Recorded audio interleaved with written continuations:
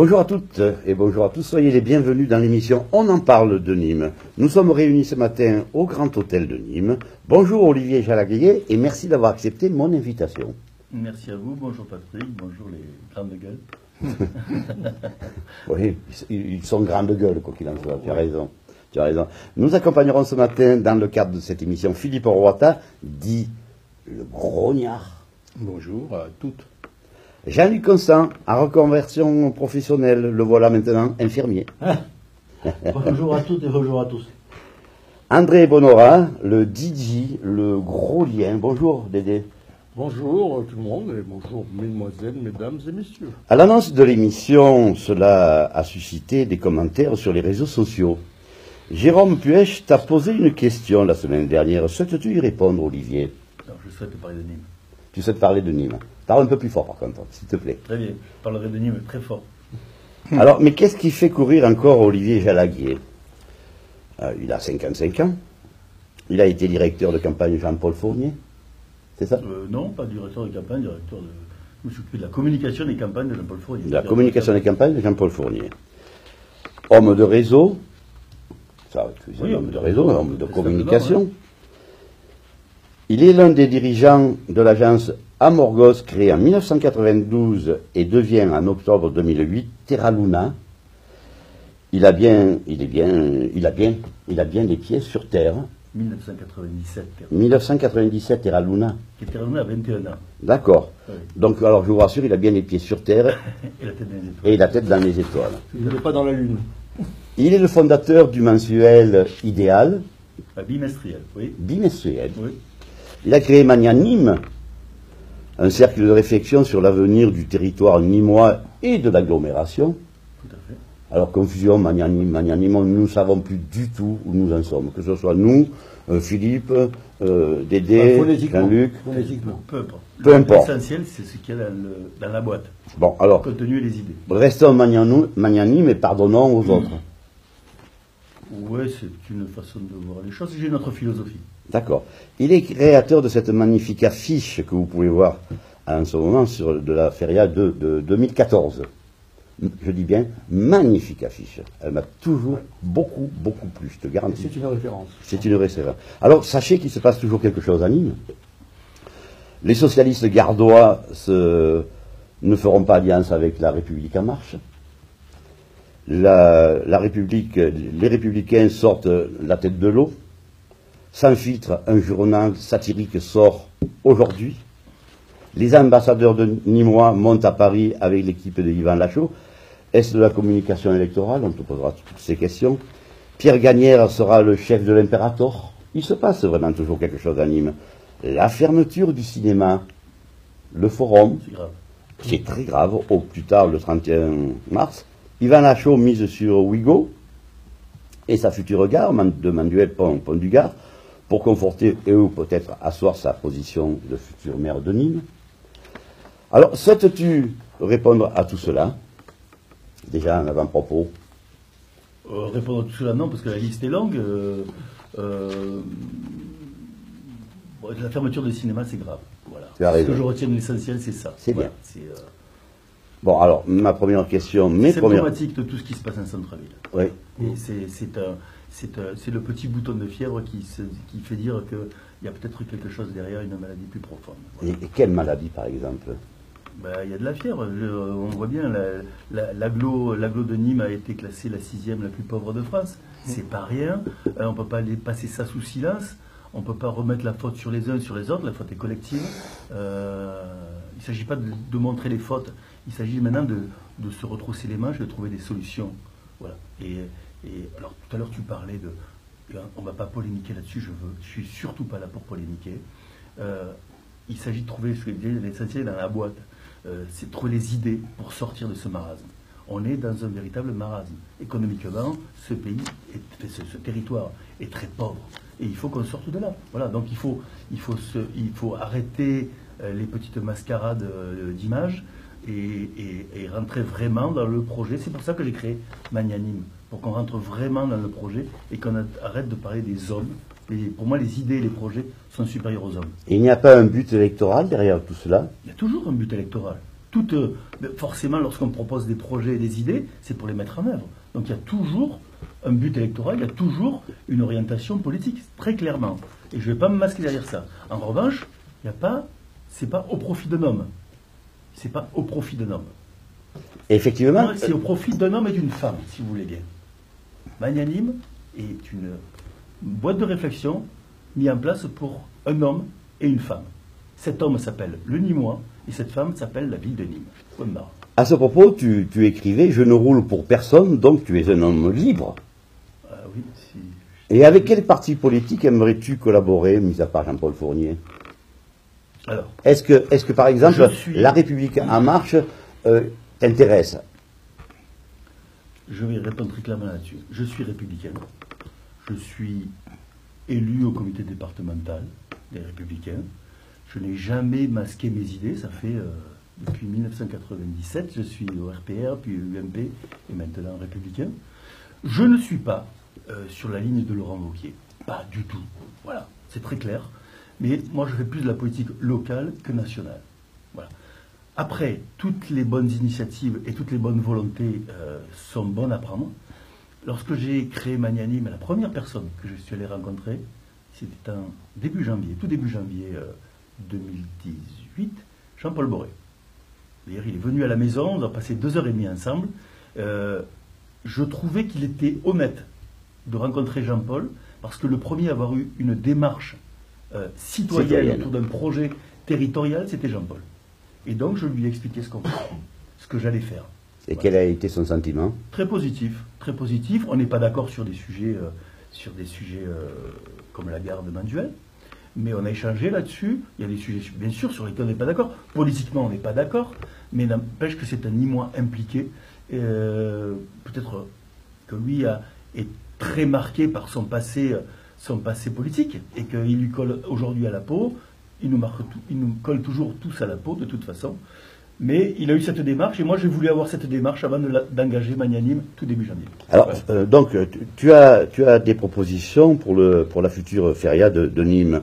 Un événement qui s'effrite doucement, sans que personne ne sache où est le malade. Donc, nous avons demandé à Philippe de se pencher sur ce sujet. Alors, Philippe, tu as la parole. Bon, je m'y serais penché naturellement, sans qu'on me le demande. Bon. Je dirais simplement que Olivier Jalaguet, c'est un think tank qu'il a mis en place.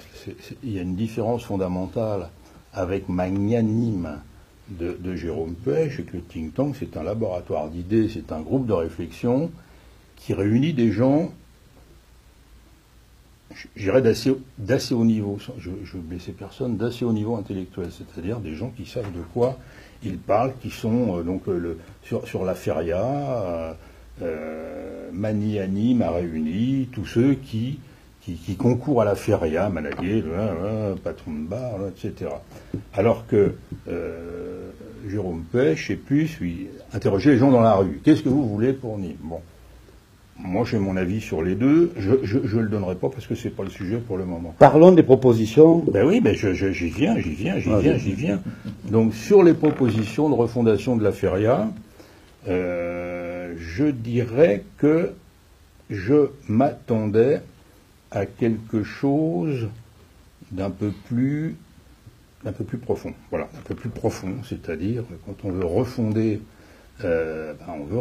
c'est-à-dire on déblaye et on reconstruit. Bon, alors dans les propositions, il y a des choses que je retiens. Hein. Alors il y a des idées fortes, hein, étendre la feria du dimanche précédent au dimanche de Pentecôte, en excluant le lundi.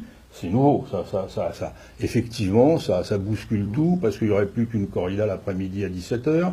C'est vrai que moi qui suis aficionado, quand on va à la feria, qu'on fait la fête un peu loin dans la nuit, et qu'à 11h du matin, il faut se retrouver aux arènes, on a bien du mal à se lever, à courir. Bon. Si ça dure une semaine. Hein, alors, non, mais là, il y aura plus de corrida le matin. Donc c'est pas mal, ça permet d'ailleurs de repenser tout ce qui se passe finalement en matinée jusqu'à 17h, parce qu'aujourd'hui, bon... Avec la précision que le focus que nous on a, pour lequel on propose des innovations pour la feria, il est économique, hein, essentiellement. Oui. Il est économique. C'est pour ça que moi, l'observatoire de la feria confié à la Chambre de commerce, bon, moi, ça me laisse un peu dubitatif, parce que qu'est-ce qu'on va en tirer? Pourquoi tu penses que ce sont des personnes qui ne sont pas suffisamment compétentes pour gérer cela? Non, mais c'est une approche économique, c'est-à-dire l'économie de la feria, mais qu'est-ce qu'on veut en tirer de cette analyse sur l'économie de la feria? On va laisser la parole à Olivier. Alors, nous, on a créé l'Observatoire économie de la feria, on a suggéré la création de cet observatoire économique, et la Chambre de commerce l'a récupéré à son, même pas à son profit, parce qu'elle a la compétence pour le faire. Elle a la compétence. Mais elle ne va pas le faire toute seule. L'Observatoire économique est en train de se créer autour d'un collège de partenaires. Il y aura la mairie, il y aura le métropole, il y aura les offices de tourisme, il y aura des partenaires privés qui collectent les déchets. Il y aura plein de gens qui seront là. L'idée, c'est d'avoir des informations suffisantes pour comment on peut prévoir l'avenir si on n'a pas les données du présent. Comment on peut dire combien il y a de public chez nous, combien on en veut demain. Où est-ce qu'on va chercher les marchés? Est-ce qu'il faut aller chercher à Paris, à Lille, à Marseille? On ne sait pas. Aujourd'hui, on est incapable de le dire. Et demain, cet observatoire nous permettra de dire ça. Aujourd'hui, il y a des systèmes de collecte de données que nous n'avons jamais utilisés à Nîmes. C'est-à-dire lesquels? Nos confrères. Lesquels?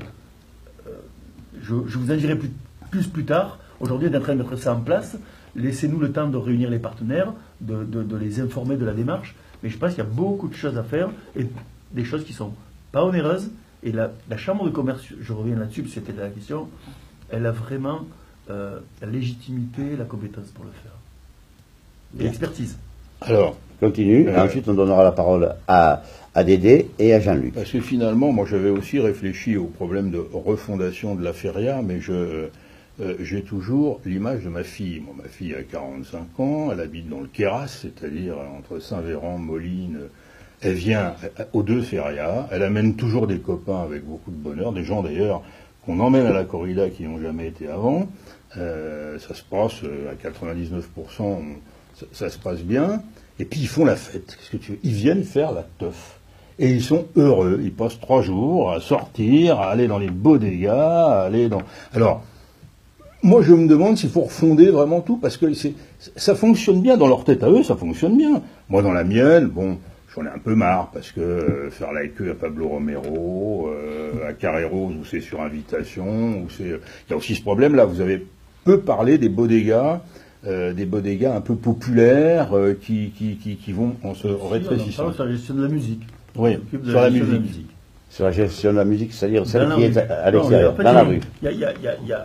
Il y a 2-3 nœuds de problèmes sur la feria, sur le cœur de la feria, c'est la musique la nuit. Et, pas que la nuit d'ailleurs, même dans la journée.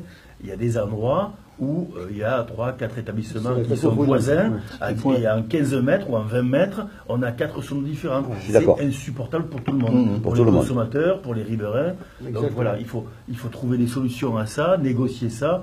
Ça va se faire dans la joie et la bonne humeur. Dans le sud-ouest, ça se fait tout le temps. Hein. C'est toutes les rues dans le sud-ouest. À Nîmes, il y a une rue qui a réglé ça, c'est la rue Saint-Antoine. Ils ont réglé ce problème-là. Pourquoi on n'y arriverait pas sur l'échelle de l'Écusson? Je ne parle même pas d'aller de l'Écusson. Je pense qu'il y a en étant un peu intelligent et avec un peu de travail, on y arrive. Puis il y avait également toutes ces bodegas associatives qui n'existent pratiquement plus. Donc est-ce que tu souhaites les remettre en vigueur tout ça? Parce que moi, ce que je souhaite à Magnanime, c'est que la feria retrouve du sens. Et il y a le sens des initiateurs avec l'ADN très taurin, mais il y a aussi le sens du territoire avec cet ADN qu'on a un peu perdu quand même, camarguais. Et puis, avec le cheval notamment.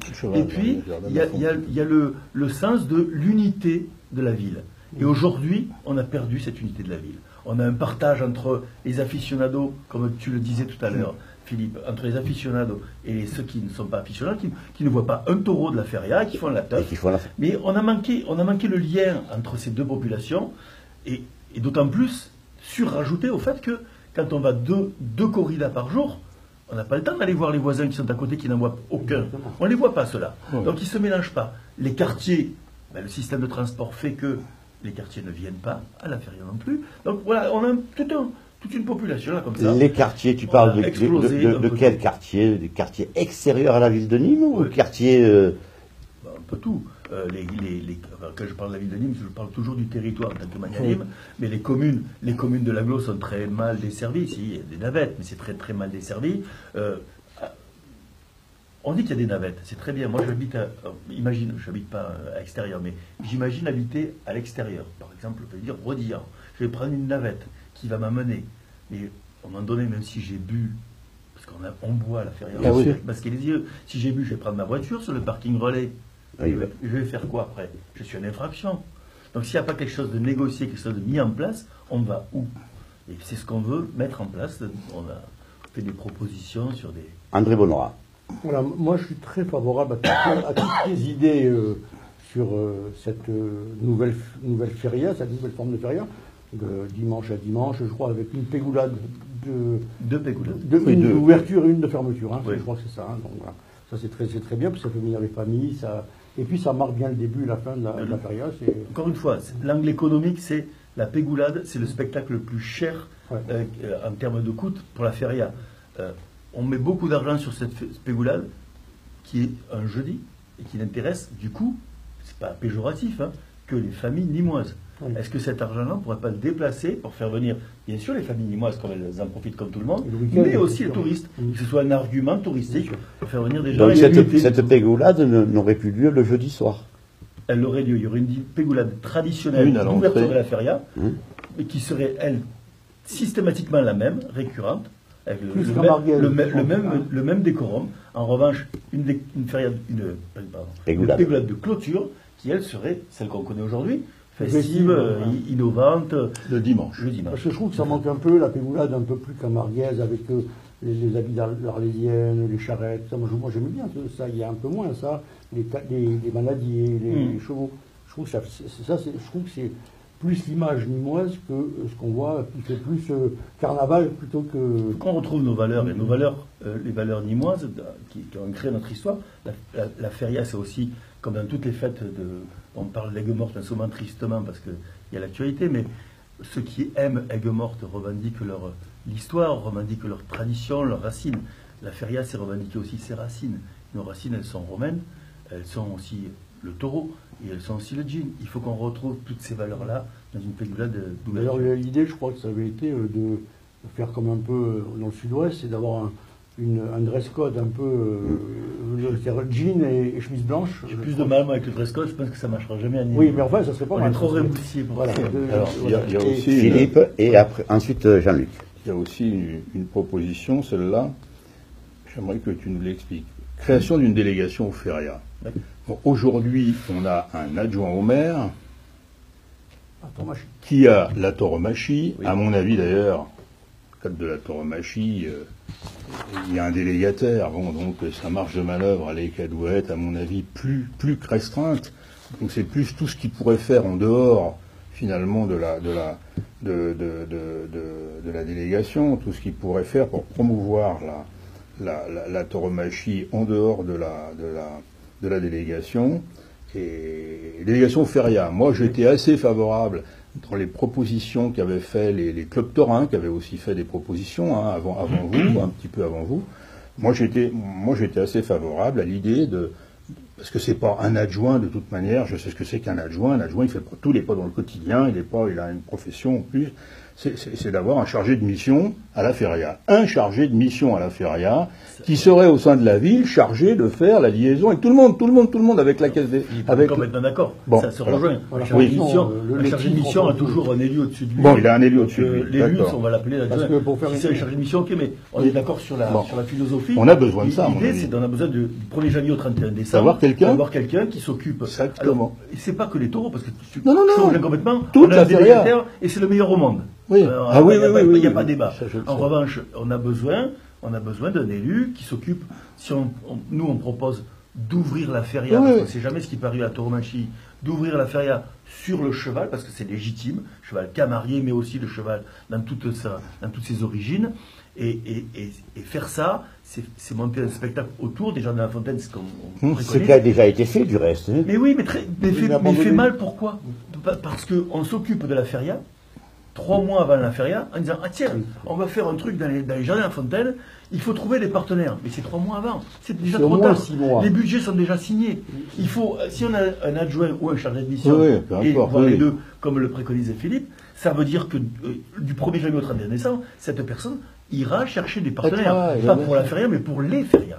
Très bien. Parce Alors, un événement, créer un événement comme ça, il faudrait minimum 6 mois Bien sûr. de préparation. bon, très bien. Nous allons laisser la parole à Jean-Luc parce qu'il a quand même on va revenir un petit peu sur la politique nimoise. Ne serait-ce que Magna Porta 2, proposition pour faire bouger Nîmes au niveau culturel. C'est Jean-Luc qui souhaitait te poser la question. Voilà, bon, je reviendrai après sur Nîmes pour faire bouger Nîmes, mais là je voudrais te demander sur Magna Porta. Tu as demandé un moratoire parce que M. Lachaud a demandé à remplir très vite tout ce territoire. Hormis le Mas Larrier et l'hôtel d'entreprise, c'est l'omerta complète sur le reste. Silence radio. On a même demandé aux élus et aux fameux 3000 de n'en parler à personne. Moi, je fais partie d'une commission consultative, ZAD, Garde Manuel Redescend. Ça fait plus d'1 an. On n'a jamais été concerté, jamais. Personne n'en parle.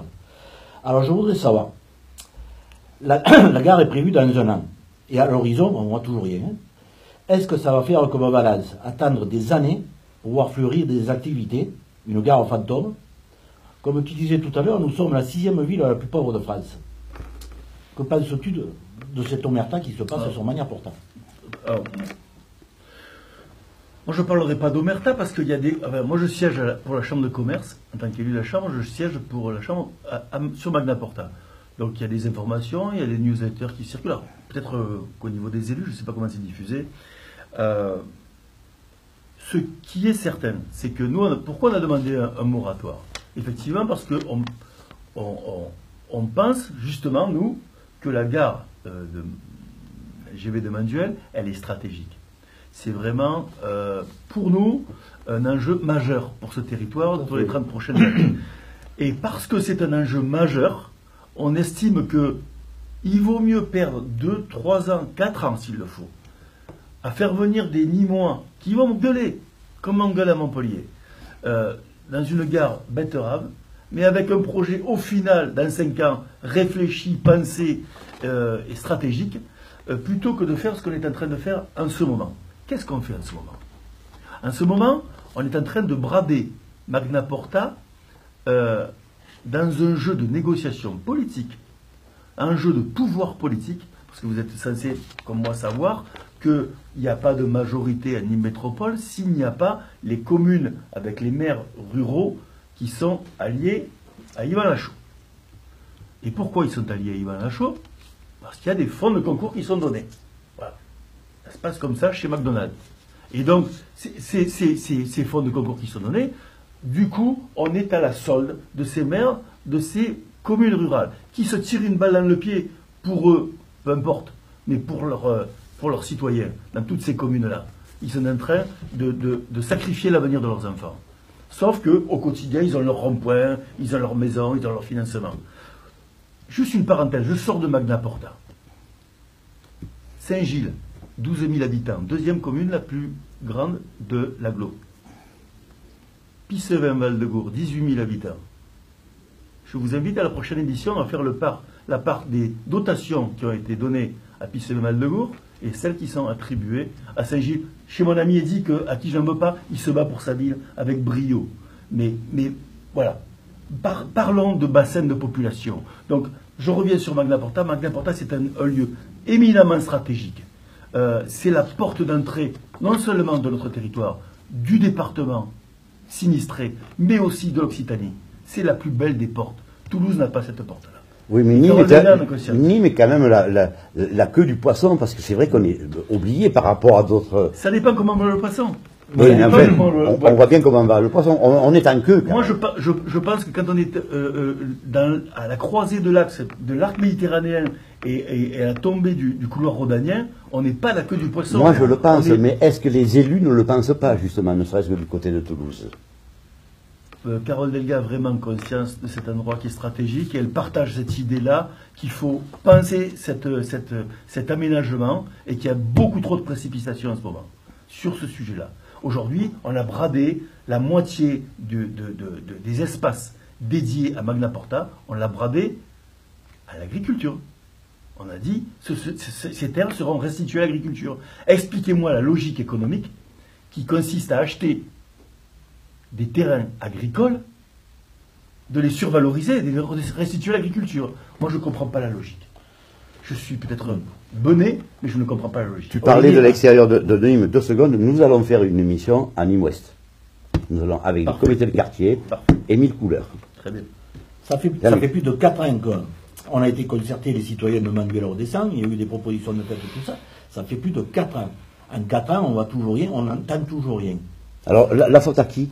Voilà, je sais pas, justement, je sais pas. Alors voilà, Magna Nîmes est né de ça. En fait. Attends, parce que je te recoupe, tu parlais de l'agriculture tout à l'heure. Moi, j'invite tous les élus à aller faire le tour de Rodessin et de Manduel et d'aller voir toutes les terres qui sont en jachère. C'est impressionnant. Ils prennent un drone et qu'ils aillent voir. Et justement, c'est à ce moment-là, au moment où il y a la gare, qu'on veut restituer à l'agriculture, c'était déjà des jachères, pratiquement. On est bien d'accord. Et nous avons invité la maire de Manduel, qui ne souhaite tout pour le moment ne pas venir. Hein. De Rodessin, pardon. Madame le maire de Rodessin a très clairement dit en janvier dernier, en réunion Magna Porta, elle a repris le directeur du projet. On parlait de Valence tout à l'heure, celui qui avait fait le projet de Valence. Elle l'a repris au vol. Elle dit attention, monsieur, nos accords avec Yvan Lachaud, si ce n'est pas un parc sur la romanité, les terrains seront restitués à l'agriculture. C'est-à-dire sur l'espace qui est dédié au futur parc sur la romanité, qui maintenant, c'est fini, c'est terminé, hein, c'est un carton, ce sera restitué aussi à l'agriculture. Donc c'est dire la même mise qu'ont certains maires, notamment la maire de Rodessin, qui défend ses intérêts. Moi, je ne m'immisce pas dans ses affaires, mais elle maîtrise les parts des terrains. Des terrains qui, faut-il le préciser, là aussi, il y a un problème, c'est que les gens du SCOT ne sont pas d'accord sur le nombre d'hectares qui sont dédiés Rappelle à terrain. ce qu'est le SCOT. C'est moi, les initiales, je suis perdu. D'accord. Le schéma Très bien. Bon. Non, mais je voulais ça. Territorial. Voilà, très bien. Bon, écoute, est-ce que tu veux développer un peu plus Manu ? Non. Donc, alors, je voulais rentrer quand même en politique. Ensuite, on a également, mais ça, on en parlera tout à l'heure, une question de Jean-Luc. Moi, je voulais te demander si parce que c'est vrai que la République en marche a laminé tout le monde, à droite comme à gauche. Je voulais te demander si tu pourrais éventuellement faire alliance avec eux. Moi, je veux, encore une fois, si je parle au nom de Magna Nîmes, comme l'a expliqué Philippe, c'est un think tank. Donc, on est là pour produire des idées, on l'a prouvé par la Feria, c'est un exemple. On met ces idées sur la place commune. Oui, mais à un moment donné, il va bien falloir soutenir quelqu'un. Est-ce que tu soutiendras plutôt Jean-Paul Fournier ? C'est une façon de voir les choses. C'est une façon de voir les pose choses. la question. Nous, on a une autre façon de voir les choses. Vas-y. Pourquoi on a créé Magna Nîmes ? Parce qu'on ne supportait plus l'idée que des gens se déclarent candidats et que les journalistes contribuent à ça en disant on attend le scoop, ça y est, il va lâcher le candidat, on va voir après, je vais brasser des noms en revue, on parle de David Tebib, on parle de Richard Tiberino, par le passé on en a plein, on attend qu'ils se déclarent candidats. Mais on ne leur pose jamais la question derrière, pourquoi faire ? Nous, ce qui nous intéresse, ce n'est pas l'homme ou la femme qui va être candidat, ou être élu éventuellement, c'est pour quelles idées, pour quels projets. C'est ça le plus important. Est-ce que les idées, les projets de la République en marche, par exemple, qui peut les porter ? Qui peut les porter ? Justement, c'est la question. Qui peut les porter ? Chez Magna Nîmes, il y a des gens de gauche, il y a des socialistes, il y a des gens qui sont chez En Marche, il y a des gens qui sont, comme moi, aux Républicains, il y a des gens qui ne font pas de politique. Tout est représenté. Je suis allé présenter, à la demande d'En Marche, je suis allé présenter Magna Nîmes à la fin de début juin, fin juin, on a présenté la démarche de Magna Nîmes. Et d'ailleurs, j'étais très heureux, moi, de rencontrer des hommes et des femmes d'En Marche. Ça m'a permis de me rendre compte de ce qu'ils étaient, parce qu'on dit d'En Marche, à Macron, et il y a des hommes et des femmes qui sont derrière. Et on comprend mieux les choses quand on les croise et quand on discute avec. Bon, tu connais bien quand même le maire de Nîmes, Jean-Paul Fournier. Oui. Moi aussi. si tu avais un choix à faire, quel serait ton choix? Il n'est pas question de choix. Moi, la problématique, vraiment, on est dans une région très sinistrée, et comme dans toutes les régions très sinistrées, tu vois, on partage ce triste qualificatif avec Béziers, Front National, avec les régions de l'île, au Hauts-de-France, où le Front National est très fort. Donc la menace, elle est là. Hein, la menace, elle est là, elle est à nos portes. Donc, si on ne sait pas faire, si à mon avis, à un moment donné, on fait pas 1+1, on sera mort. C'est clair, le Front National sera là. Si on ne fait pas 1+1. Donc, il va falloir trouver des alliances quelque part. Aujourd'hui, l'union, hélas, parce qu'il y a une bagarre d'hommes entre l'UDI, je dis bien l'UDI, et les Républicains, même les centristes, le Modem également, en fait. Si cette union, elle n'est pas possible, parce qu'il y a un conflit profond entre les hommes, il faudra bien que l'union se fasse autrement. Et moi, l'union, je vais la faire par le projet. C'est pour ça qu'on fait un projet. Alors que ce soit avec les centristes, que ce soit avec En Marche, que ce soit avec les Républicains, il ne faut pas se tromper. Les gens d'En Marche, ils sont issus de la même famille. Il y a des socialistes qui sont modérés, qui sont partis chez En Marche. Il y a quand même beaucoup plus de socialistes à En Marche qu'il y a quand même pas mal de socialistes dans la République En Marche. Sur Nîmes, oui. Sur Nîmes, oui. Mais nous parlons de Nîmes. Oui, sur Nîmes. Nous parlons bien de Nîmes. Franchement, pour moi, c'est pas une difficulté. C'est pas une difficulté. Moi, j'ai rencontré des hommes et des femmes qui ont envie de faire bouger cette ville, ce territoire. J'ai rencontré sur En Marche des gens brillants, cultivés, qui sont pas des petits soldats avec le doigt sur la couture du pantalon. Et ça me fait plaisir. J'ai vu des femmes arriver avec des dossiers, qui travaillaient leurs dossiers. Je mets à défi des partis politiques aujourd'hui d'avoir beaucoup de militants comme ça, avec des dossiers sous la main quand ils vont en réunion. Philippe. Il y a un tout petit point, je reviens, parce que celui-là, il me tient à cœur, parce que j'étais à la création de ce musée. Vous n'en avez pas parlé sur la feria, c'est le musée de Thorin. Moi, le musée de Thorin, j'ai toujours pensé au départ que ça devait être un lieu vivant, c'est-à-dire pas un lieu figé où on va regarder l'habit de José de Thomas dans une salle, mais un truc justement vivant où on puisse recevoir des scolaires, faire des débats. Et pendant la feria, il pourrait être un moment fort. Bon, voilà, c'est tout. C'est juste un détail. Ce musée, il est un peu mort. Bon. Sur ce que tu as dit, moi, ce que je crois, c'est qu'effectivement, politiquement, moi, je le dis toujours, parce que je rends à César ce qui appartient à César, le maire sortant de Nîmes, il a un bilan, un vrai bilan. Il embellit la ville, même si les projets, comme le disait la semaine dernière Jérôme Puech, venaient de la gauche. C'est un peu vrai, mais bon, il a mis en œuvre ce qui était à faire, et il l'a fait correctement. On a aujourd'hui un des centres-villes les plus beaux de France. Le musée de la Romanité, moi je l'ai déjà dit, je l'ai dit aux grandes gueules, je le redis ici, je l'ai toujours dit, il n'y aurait pas eu Jean-Paul Fournier, il n'y aurait pas le musée de la Romanité. Voilà, c'est tout. Tout le monde était contre. En interne, en externe, à gauche, à droite, les écolos, tout ça. Bon. Donc aujourd'hui, on a une ville qui tient la route. Alors après, effectivement, après la réflexion, c'est justement ça, il n'y a pas de citoyenneté, à mon avis, je ne sais pas, c'est une idée que j'ai en tête, j'arrive pas du point de vue de la municipalité. C'est-à-dire, on ne va jamais voir les forces vives, les associations culturelles, sportives. On ne fait pas appel à eux. On fait pas appel à eux. Tout est figé. Tout ce qu'on fait, c'est figé. C'est la ville qui décide. Y compris d'ailleurs le taureau qui a été installé. Il veut dire qu'ils ne sont pas proches du peuple, c'est ça? Non, mais c'est-à-dire qu'on ne consulte pas les gens. On ne consulte pas les républicains. Je l'ai toujours dit, moi. Il y a un sectarisme, quand on voit les photos aujourd'hui sur Midi Libre, on voit tous les... L'autre fois, il y avait Valérie Rouvrand qui était là, le week-end dernier. Bon, elle a été gommée à la soviétique, c'est-à-dire... Les commentaires. Oui, elle était plus sur la photo, parce que c'est Valérie Rouvrand, et puis qu'elle est UDI, et puis qu'on voulait contre soi. Le temps passe vite, on va laisser la parole à Olivier. Alors, je crois qu'effectivement, plus beau bilan depuis... ce siècle et le siècle dernier, il n'y en a pas sur Nîmes. Il a fait ce qu'il fallait faire, Jean-Paul Fournier. il a fait ce qu'il avait dit et ce qu'il avait écrit. Il a quasiment tout fait. Aujourd'hui, il y a une nouvelle phase. Qui la portera, cette phase? Lui ou un autre ou une autre, on ne sait pas. En tout cas, en revanche, ce qui est certain, c'est qu'on rentre dans une nouvelle phase. Une nouvelle phase qui, c'est bon, on a structuré la ville, en tout cas son cœur de ville, il a embelli, on s'est remis à niveau sur pas mal d'éléments. Maintenant, il reste quand même beaucoup de choses à faire. Heureusement. Beaucoup de choses à faire.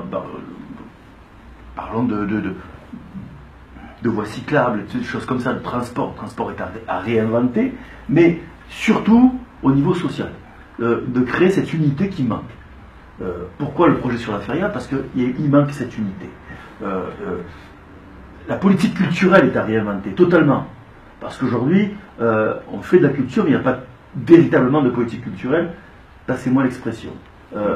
Je considère qu'il faut qu'une politique culturelle, elle suive la politique qu'on a envie d'amener sur la ville. Et aujourd'hui, ce qu'il faut, c'est retrouver une unité.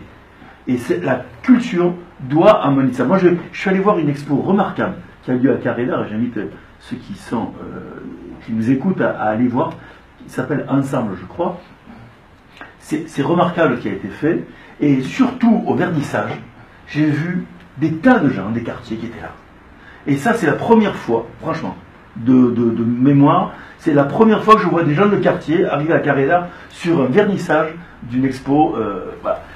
Mais ça, il faut le multiplier. Il faut le multiplier. Non seulement le multiplier, mais nos expos à Carré-d'Art, pas qu'ils les concernent eux, bien entendu, justement. Quand on fait Picasso, par exemple, à Carré-d'art, c'est dans les quartiers qu'il faut faire Picasso. Mais tu as l'expo de ouf également. Voilà. Ça, c'est une belle bien entendu. Mais qui n'a pas été aidé par la municipalité, quand même. Il se débrouille tout seul. La politique, oui, on est d'accord. La politique culturelle doit s'extérioriser, doit être le conducteur de la politique tout court. Dédé. Excusez-moi, parce que alors tu voulais nous parler justement de Magnanime également et de l'avenir et de son organisation, c'est ça? Oui, mais je voulais rebondir un peu sur ce qu'il venait de dire. Vas-y, parce qu'on a plein de temps. Donc, moi, je me souviens dans les années 98-99, donc c'était pas Jean-Paul Ier qui était aux commandes, je trouvais la ville très triste, très grise, très... Bon, il y a eu, je crois qu'il y avait à l'époque à peu près 100 000, 110 000 habitants, c'était pas bon. Tu parles de quelle année, là? Les années 98, 99. 95, quand la gauche a repris la municipalité. C'est ça. Et je crois qu'on a pris presque 30, 40 000 habitants depuis, je crois. Je crois que ça s'est monté extrêmement vite. Et beaucoup de gens venus de l'extérieur, des non-nîmois. Et je pense qu'on n'a pas joué avec ces personnes-là, avec ce potentiel-là. On n'a pas joué, parce qu'on reste toujours nîmois. Et c'est ce que je regrette un petit peu à Nîmes, c'est que quand quelqu'un vient s'installer sur Nîmes, apporte quelque chose, il est assez mal vu. C'est assez communautariste un petit peu à Nîmes. On est là, on est en communauté, on est entre soi. Et tu vois ce que on va laisser Olivier. Juste pour... on a un vrai souci à Nîmes. Le vrai souci, ça s'appelle la formation. On fait beaucoup de comparaisons par rapport à Montpellier, mais il n'y a plus de comparaison avec Montpellier. Montpellier nous a largement dépassé. Je ne dis pas que Montpellier est une ville rêvée, moi je ne voudrais pas y habiter.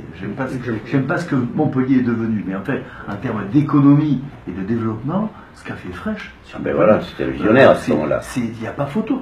Il n'y a pas photo. Et aujourd'hui, il y a une compétence née de la force universitaire de Montpellier qui fait qu'il y a une énergie, une intelligence dans l'action qu'il n'y a pas chez nous.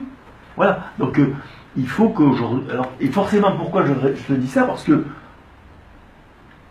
quand on n'a pas la compétence, eh bien, vers quoi on se replie, c'est diviser pour mieux régner. Bien, Philippe. Je trouve qu'on joue petit. Attends. Je trouve qu'on anime, on joue petit. Attends, non. Philippe, excuse-moi.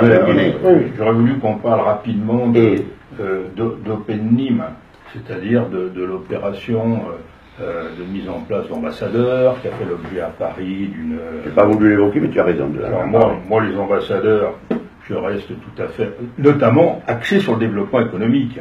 Moi, ce que je pense, c'est que la force qu'il y a là-dedans, c'est pas les 500 ambassadeurs, même s'il y a 500 ambassadeurs, moi j'en suis un, je ne sais pas ce que j'amènerai comme entreprise à Nîmes. Je pense qu'il y a quand même le directeur général Alors il a fait fort la show, moi je trouve là-dessus, il a le direct, ils ont recruté Jacques Liby pour s'occuper de ça, c'est-à-dire pour faire la liaison.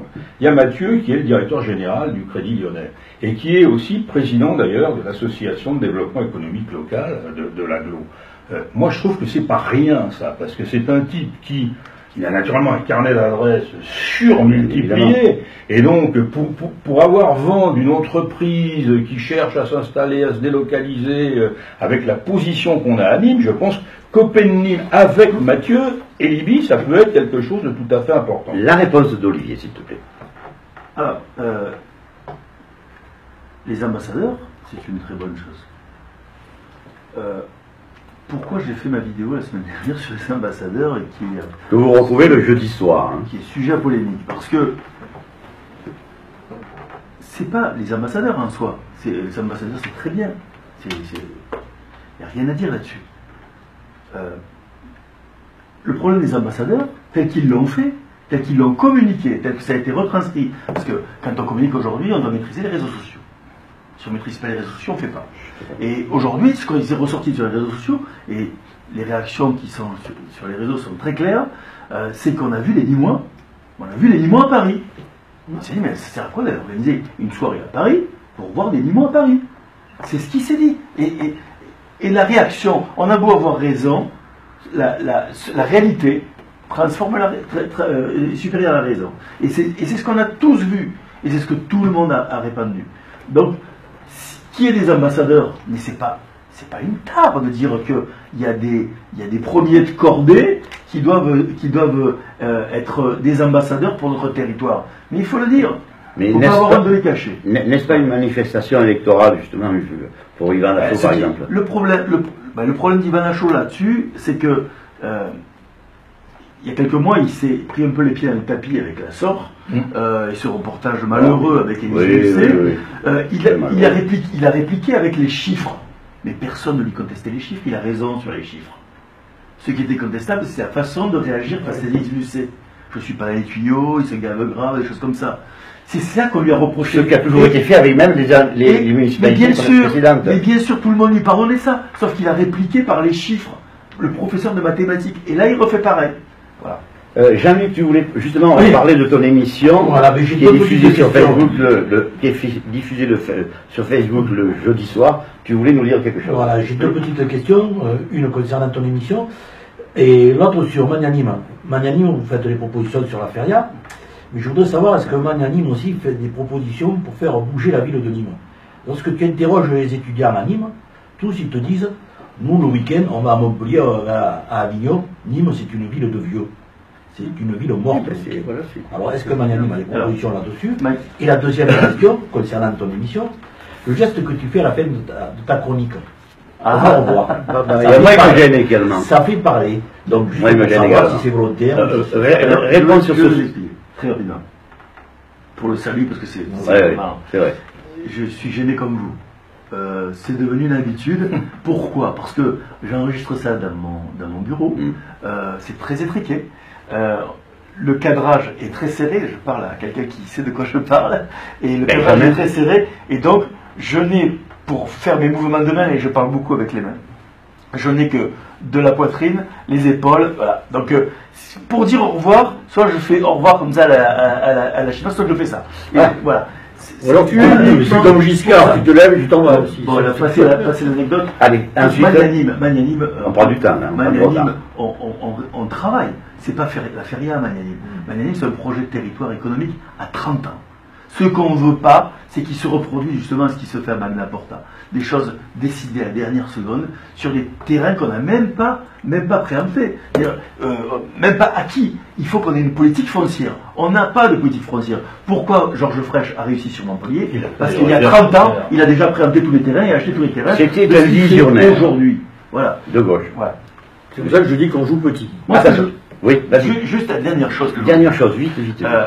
Sans polémiquer sur ce que font les uns et les autres. Souvent, on a l'habitude de dire qu'on consulte les citoyens, on demande aux gens leur avis pour bâtir le projet. Ça, c'est de la poudre aux yeux pour les gogos, pour moi. Quand on est un homme politique et qu'on veut s'engager pour son territoire, on prend, j'allais dire un gros mot, prend ses responsabilités. Prend ses responsabilités, on les met sur la table. Et on dit, voilà, moi, c'est comme ça. Moi, c'est ça que je propose. On est élu ou on n'est pas élu, peu importe. Et si on est élu et qu'on s'est trompé, ben, on s'est trompé. Et on sera dégagé. En revanche, allez demander aux gens ce qu'ils pensent de la stratégie économique à 30 ans, alors que les préoccupations de 90% de la population, c'est mon trottoir, il est défoncé, mes poubelles ne sont pas ramassées, il y a un nid de poule dans ma rue, et éventuellement, ma fille, elle a besoin de trouver du boulot, c'est tout. Très bien. Deux dernières questions, puis après, ensuite nous nous séparerons. Avec qui pourrais-tu te fâcher au sein de la garde rapprochée de Jean-Paul Fournier? Avec qui je pourrais me fâcher? Oui, justement. Je provoque. Je me fâche pas. Genre, je suis un sanguin, je dis les choses. Tu es du signe du taureau 3 mai. Hein. Oui, je suis un sanguin, je dis les choses, mais je me fâche très rarement. Il en faut beaucoup pour que je me fâche. Bon, vas-tu relooker Laurent Burgoa, le futur sénateur? Là, je le relooké. Oui, puisqu'à un moment donné, j'ai lu qu'il fallait relooker, que tu l'avais relooké. Tu sais, j'ai beaucoup d'amitié pour Laurent. Alors, pour le coup, tu parlais de directeur de campagne. J'ai été directeur de campagne des départementales avec Laurent. On a passé des moments très forts, exceptionnels. Mais voilà. Et enfin, toi, l'homme de communication, que penses-tu de notre émission On en parle de Nîmes? Ah ben, ça fait partie de mon ADN, quoi. C'est des choses qui font bouger la ville, dont on a besoin. C'est pas par hasard si vous êtes là. Voilà, je pense qu'on a vraiment besoin, et c'est dans le sens du temps, d'avoir une orientation citoyenne. Donc le jeudi soir sur Facebook, vous retrouvez Olivier Jalagué, et le mardi et le mercredi, diffusion de l'émission On en parle de Nîmes. Merci Jean-Luc d'être venu. Merci. Une nouvelle fois, toi, le futur encore grand-père, et infirmier toujours. Et infirmier toujours. Toi, mon cher grognard. Je suis pas fermier. Il a la base de médecin. Il n'a pas oublié ses origines. Il a mis l'élégance qu'il fallait. Il a mis le chiffon rouge. Non, mais là, il est infirmier avec un peu de sang sur le... Merci, Dédé. C'est bon, allez. Merci, mon cher grognard, Philippe Roata. Très bien. Toi aussi. Merci, le gros lien. Le gros lien? Le gros lien. Oui, momentané, c'était momentané. Voilà. Merci en tout cas Olivier de t'être... oui, ça nous a fait vraiment plaisir. Mais c'est rapide. C'est rapide, hein, ça va vite. En plus, on a dépassé là. Merci à toi Benjamin Baron d'être toujours derrière l'œil qui surveille tout le monde. La semaine prochaine, nous serons dans les studios d'HWM, où là, les chroniqueurs pourront se lâcher un peu plus, puisque ce sera leur coup de cœur et leur coup de griffe. Merci à toutes, merci à tous, et merci de votre fidélité. À très bientôt. Bye bye. Bye.